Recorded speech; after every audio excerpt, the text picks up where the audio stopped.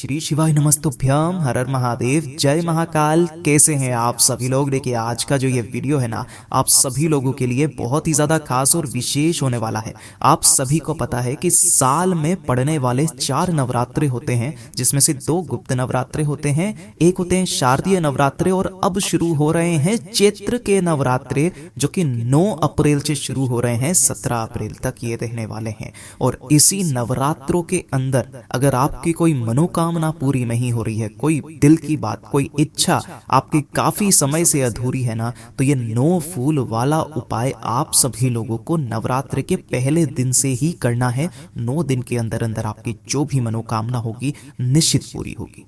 पूज्य गुरु जी की कथा से सुन करके और समझ करके पूरे उपाय को बड़े ही विस्तार से बताऊंगा, परंतु उससे पहले आप सबसे एक छोटी सी प्रार्थना कि जो लोग पहली बार आए हैं चैनल को सब्सक्राइब जरूर कीजिएगा और वीडियो को लाइक करके देवादिदेव महादेव जी का कोई सा भी प्यारा नाम कमेंट बॉक्स में लिखना मत भूलिएगा। साथ ही साथ माता रानी की जय जरूर लिखिएगा। आपकी जो भी कामना होगी इन नवरात्रों में निश्चित पूरी होगी। परंतु उससे पहले आपसे एक गुजारिश करना चाहूंगा कि ये वाले जो चैत्र के नवरात्रि होते हैं ना, पूरे साल में पड़ने वाले सबसे शुभ नवरात्रे माने जाते हैं। और इस दिन आपको घट स्थापना करनी होती है, कलश स्थापना करनी होती है। तो जिसने भी अभी तक ये वाला वीडियो जाकर के नहीं देखा है ना, वो जल्दी से जाकर के देखे। अपने घर पर आप सभी लोगों को इस बार की चैत्र नवरात्रे पर ये वाला काम सभी लोगों को करना है। इस पूरे वीडियो के अंदर हम लोग 3 महा उपायों के बारे में बात करेंगे, जो कि आपकी घर की समस्त परेशानियों को दूर करेगा। तो ध्यान से सुनते चले जाना, समझने की कोशिश करना। सबसे पहले बात करते हैं पहले वाले उपाय की। देखिए ये वाला जो वीडियो है ना, 3 दिन पहले बनाने का मतलब यही है ताकि आप पहले से ही इसकी तैयारी करके रखें, क्योंकि नवरात्र के पहले दिन से ही आपको ये वाला उपाय करना है, ठीक है ना। देखिए अगर आपके घर में क्लेश बहुत ज्यादा होता है, लड़ाई झगड़े बहुत ज्यादा होते हैं ना, आपके जीवन में क्लेश खत्म ही नहीं हो रहे हैं, पहला काम। और दूसरा, अगर आपकी कोई भी विशेष मनोकामना है ना, किसी भी तरीके की विशेष मनोकामना, तो ये वाला उपाय आप सभी लोगों को करना है। जितनी भी माताएं बहनें हैं ना, आपको इसका फल 100 गुना प्रदान होता है। आपको क्या करना है, 9 फूल लेने हैं, लेकिन उपाय को पूरा ध्यान से सुनिएगा तभी समझ में आएगा कौन से फूल लेने हैं। सबसे मेन चीज ये है ना।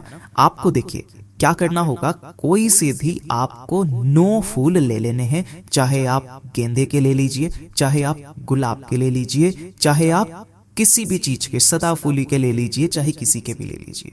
पहले दिन, नवरात्र के पहले दिन आपको कितने फूल चाहिए? 9 फूल आपको चाहिए, और 1 लोटा शुद्ध जल अपने घर का चाहिए, ठीक है ना। और इन्हें लेकर के पहुंच जाना बाबा के मंदिर शिवलिंग के पास नवरात्र के दिन, किसी भी समय पर, लेकिन नवरात्र के दिन आपको शिवलिंग के पास में जाना है। उत्तर दिशा, नॉर्थ डायरेक्शन की तरफ मुंह करके खड़े हो जाना, और उसके पश्चात सबसे पहले 1 लोटा शुद्ध जल देवादिदेव महादेव जी की शिवलिंग पर समर्पित करना है। धीरे धीरे करके एक धारी से ओम नमः शिवाय, श्री शिवाय नमस्तुभ्यम पंचाक्षरी मंत्र या षडाक्षरी मंत्र का स्मरण करते हुए समर्पित कर दोगे। समर्पित कर देने के पश्चात अब बारी आती है 9 फूलों को समर्पित करने की। पूज्य गुरु जी ने ये कहा है कि ये वाला उपाय आपको नवरात्र के पहले दिन से पूरे 9 दिन तक करने हैं, है ना। और उपाय करने का नियम, जब आप पहले दिन जाएंगे, है ना, तो पहले दिन आपको 9 फूल लेकर के जाने हैं, और अपनी कामना कह करके शिवलिंग पर कहीं पर भी आपको उन 9 फूलों को समर्पित कर देना है ना, पहले दिन। जब आपके दूसरा दिन आएगा ना, तो दूसरे दिन आपको क्या करना है, फिर से वापस पहले 1 लोटा शुद्ध जल समर्पित करना है, और दूसरे दिन आपको 18 फूल शिवलिंग पर समर्पित करने हैं, है ना।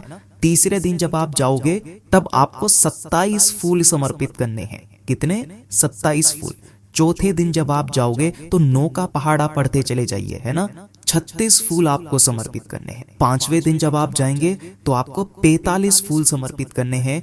6ठे दिन जब आप जाओगे तो आपको 54 फूल समर्पित करने हैं। 7वें दिन आपको 63 फूल समर्पित करने हैं। 8वें दिन आपको 72 फूल समर्पित करने हैं। और जब 9वां दिन आएगा, आखिरी दिन नवरात्रि का, तब आपको 81 फूल समर्पित करने हैं। इस तरीके से पूरे 9 दिनों में आपको कुल मिलाकर के 405 फूल समर्पित करने हैं इसी क्रम में। और एक चीज और ध्यान दीजिएगा कि आपने जो पहले दिन फूल समर्पित करे थे, वही वाले फूल आपको वो सारे दिन समर्पित करने हैं, जितने भी दिन बचे हैं बाकी के इन सभी पे। तो सबसे बढ़िया रहेगा कि जो कॉमन फूल है जो कि आपको इजीली मिल जाए, जैसे गेंदे के फूल हो गए या गुलाब के फूल हो गए, या आपको इजीली मिल जाएंगे, तो आपको इसी तरीके से इन फूलों को लेना है। पहले दिन 9, दूसरे दिन आपको 18, तीसरे दिन 27, पूरे 9 दिन इस तरीके से उपाय को कीजिएगा। 9 दिन खत्म होने तक आपकी जो भी कामना होगी निश्चित पूरी होगी। पूज्य गुरु जी का बहुत अद्भुत और अचूक उपाय है, जरूर कीजिएगा। बात कर लेते हैं दूसरे वाले उपाय की। दूसरा वाला उपाय किन लोगों को करना है, ध्यान से सुनिएगा। नवरात्रे के किसी भी दिन, इस वाले उपाय को नवरात्रे के किसी भी दिन करना है, केवल एक बार करना है। अगर आपके परिवार में बीमारियां बहुत ज्यादा है, कोई ना कोई व्यक्ति बीमार लगा हुआ ही रहता है, बीमारियां आपके घर से दूर जा ही नहीं रही है ना, कोई ना कोई आपके घर में इस तरीके से जिसका स्वास्थ्य कभी भी सही नहीं रहता है, तो एक काम जरूर कीजिएगा। आपको 1 लोटा शुद्ध जल नवरात्रे के किसी भी दिन, चाहो तो आप पहले ही दिन कर लीजिए, 1 लोटा शुद्ध जल लेना अपने घर का, और इसे लेकर के आपके घर में जहां पानी पीने का स्थान होता है, परिंदा होता है, आरओ सिस्टम लगा हुआ है ना, वहां पर आपको इसे ढक करके रख देना है, ठीक है। और इसी के सम्मुख में गाय के घी का गोल बत्ती का दीपक यहाँ पर लगा देना, ठीक है। कोशिश करना गोल बत्ती का ना लगा करके आप यहाँ पर लंबी बाती का दीपक लगाए। कौन सा वाला, लंबी बाती का दीपक लगाना, ठीक है। इस तरीके से लगाने के पश्चात जब आप इसे ढक करके रख दोगे ना, इसे कम से कम 1 रात्रि, पूरी रात्रि आपको इसे रखे रहने देना है। चाहो तो आप शाम को रखो, पूरी रात्रि इसे रखे रहने देना। जब दूसरा दिन आएगा तब दूसरे दिन आपको इस कलश को यहां से उठाना है, अपने दोनों हाथों में पकड़ना है, ओम नमः शिवाय मंत्र का स्मरण करते हुए आपको अपने पूरे घर में जितने भी कमरे हैं, है ना, बाथरूम शौचालय को छोड़ करके पूरे घर में फिर जाना है। पूरे घर में फिरने के पश्चात आपको लेनी है 1 बेलपत्र, और उस 1 बेलपत्र को भी आपको इसी वाले कलश के अंदर डाल देना है। और इस कलश को लेकर के आपको कहां पर जाना है, किसी भी नीम के पेड़ के नीचे। पूज्य गुरुजी ने कहा है कि ये जो चैत्र के नवरात्रे होते हैं ना, पूरी 9 विद्याएं है ना, 10 महाविद्याएं इसी वाले पेड़ के नीचे निवास करती हैं। तो आपको इसी पेड़ के नीचे, जिस कलश में आपने 1 बेलपत्र डाली थी, ओम नमः शिवाय, श्री शिवाय नमस्तुभ्यम पंचाक्षरी मंत्र या षडाक्षरी मंत्र का स्मरण करते हुए पूरा का पूरा लोटा जल नीम की पेड़ की जड़ों में आपको समर्पित कर देना है। नवरात्र के किसी भी एक दिन कर लीजिएगा, आपके परिवार की सारी बीमारियां खत्म हो जाएगी। पूज्य गुरु जी का बहुत ही अद्भुत और अचूक उपाय है, जरूर कीजिएगा। बात कर लेते हैं तीसरे वाले उपाय की। तीसरा वाला उपाय किसके लिए करना है कि देखिए, अगर आपके जीवन में बहुत ज्यादा दुख है, तकलीफ है, कष्ट है, खत्म होने का नाम ही नहीं ले रहे हैं, एक के बाद एक परेशानी आपके जीवन में आती चली जा रही है, अनचाहे आपको दुख मिल रहे हैं, बहुत ज्यादा कष्ट में जीवन बीत रहा है, तो चैत्र नवरात्रि के किसी भी एक दिन, है ना, चैत्र नवरात्रि में किसी भी एक दिन आपको ये वाला काम करना है ना। ध्यान से सुनिएगा, आपको क्या करना है, 9 कन्याओं को भोजन करवाना है। पूरा सुनिएगा, 9 कन्याओं को अपने घर पर बुलाना है और उन्हें सात्विक भोजन करवाना है।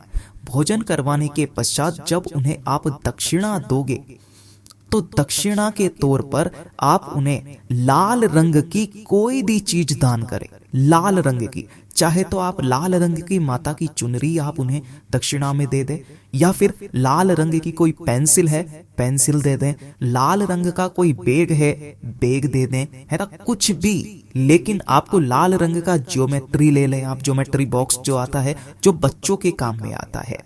पूरे नवरात्रों में किसी भी एक दिन आपको 9 कन्याओं को सात्विक भोजन करवाना है, जिसके अंदर लहसुन प्याज वगैरह नहीं होना चाहिए, और भोजन कराने के पश्चात उन्हें लाल रंग की वस्तु दक्षिणा के रूप में, जिस घर की स्त्री दे देती है ना, उस घर का कल्याण हो जाता है।